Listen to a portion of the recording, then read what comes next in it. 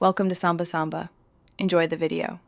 You will start by checking Essentials, Android version and kernel architecture, because binaries must match.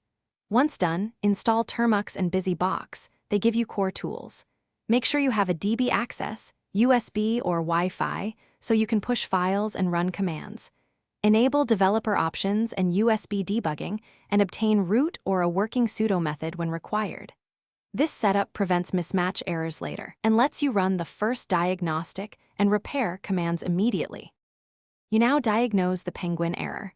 Run logcat and dmesc to capture messages and error codes, because those show why the container failed. Next, verify binary compatibility with file and LDD. Mismatched architecture or missing lib symbols is a common cause. Once identified, install needed libraries or replace incompatible binaries. If the issue is kernel module or CRUT corruption, reinstall the module or rebuild the CRUT with prut. Make sure permissions and SE Linux contexts finish by starting the penguin/container and verifying services and network. This confirms the repair. Once successful, make fixes persistent by updating init scripts, restoring correct permissions, and backing up the working image so you can roll back.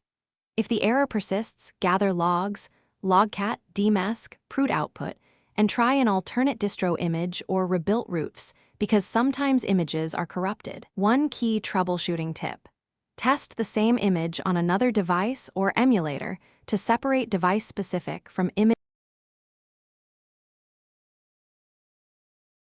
Thanks for watching. Consider subscribing if we helped you.